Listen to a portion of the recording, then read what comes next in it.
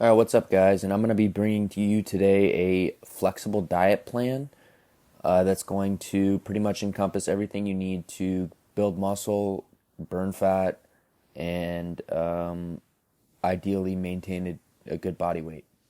So, this is a flexible diet plan. What does that mean? That means basically you track your macros and your calories, and you're pretty much allowed to eat whenever and whatever you want, so long as it fits those two categories. You'll find a lot of bodybuilders do this. They pretty much eat what they want and when they want. They just dictate the amount, and they usually cut the amount so that it fits their macros, usually protein and calories. All right, so let's go over the macros you're going to want to follow in order to get on this ideal diet plan. So you're going to want to consume about 1 gram per pound of body weight in protein per day.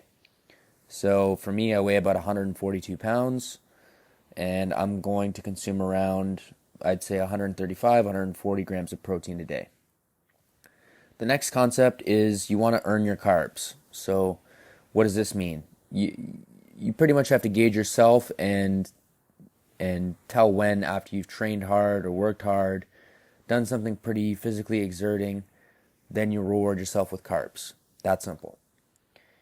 The next is the hierarchy of fats. So pretty much this goes mono is the best, then poly, then saturated, and trans being the worst. You want to consume mono the most, poly the second most, saturated in limited amounts, and almost no trans fat. The next concept is you want to consume about 15 grams of fiber per 1,000 calories. So let's say you're on a 2,000 calorie diet. This would be about 30 grams of fiber.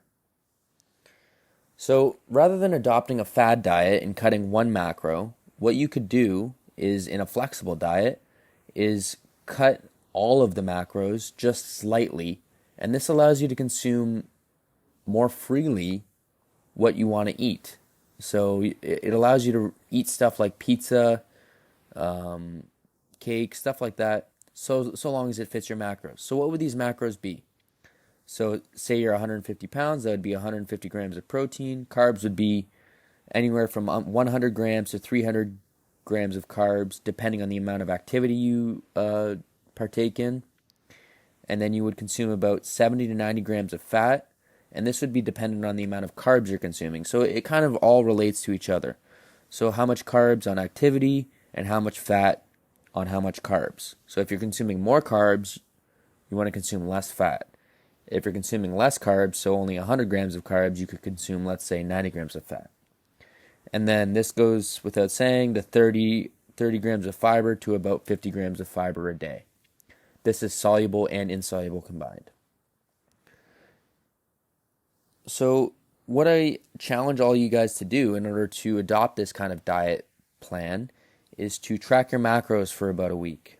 You could use any app like MyFitnessPal, and it has pretty much every food there. All you need is a scale, and you just weigh your food according to the serving size and put it in the macro tracker, and then it'll tell you all your micronutrients and all that stuff. So why do you want to do this? So basically this follows Hawthorne's law. And this is the idea that when you're being watched, you tend to dictate your behaviors to positively impact that watched behavior. So this essentially puts a governor on the consumption of calories that you're consuming. Again, you just want to be why do you want to track your calories for a week? You just want to be curious. You want to know what you consume. You don't want to judge yourself. You're not being hard on yourself and saying, "Oh, I'm consuming too much fat, I'm consuming too many carbs, this and that." You just want to gather an idea of what your diet looks like. Most people, when they recall their diet, they tend to underestimate how much they've eaten or what they've eaten. So let's say you don't want to track your macros. I have an alternative plan for you. You could go with time-restricted eating in a 16 8-hour diet with a protein shake mid-fast.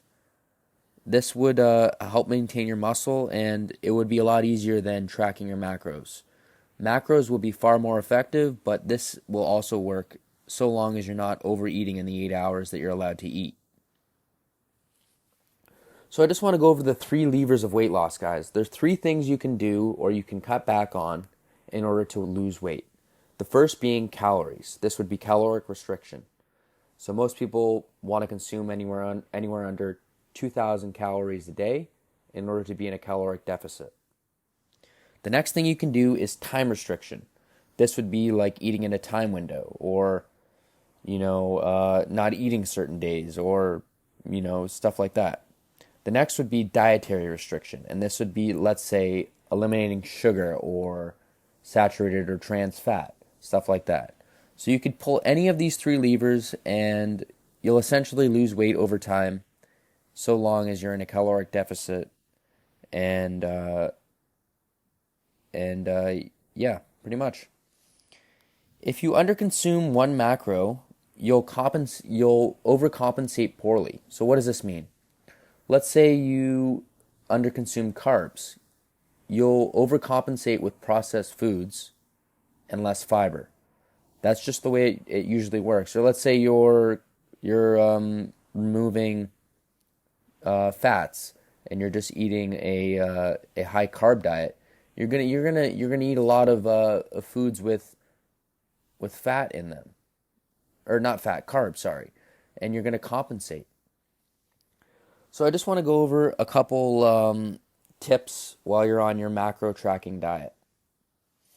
Tip number one, you can always throw in 1 tablespoon of olive oil. This is all your healthy fats, and it'll fill your stomach up, give you some satiety.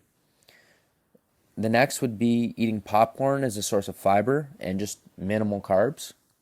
Popcorn is very filling, and it will help you fill yourself up when you're really hungry. Another tip is to remember that the density of calories is usually dictated by the amount of fat in a food. So the more fat that's in a food, the denser the amount of calories will be. You want to compare this with the ratio of protein. Remember, if protein, there's a good rule.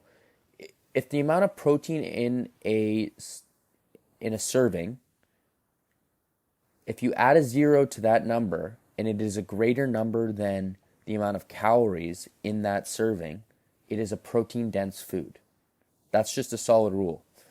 And what we'll take away from this is the amount of fat, like I said. So one thing you want to remember too is a lot of hidden calories, or where the calories come from, is the added oils that are put in food today. So if you read for added oils, that'll keep in mind that there are some hidden calories in that food.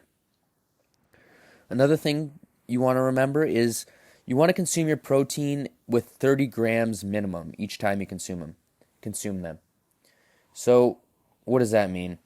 So measure your food out. If you're getting 30 grams of protein, that's a minimal serving, and that's going to help you maintain muscle mass and ideally help you get to that 1 gram of protein per pound of body weight a day.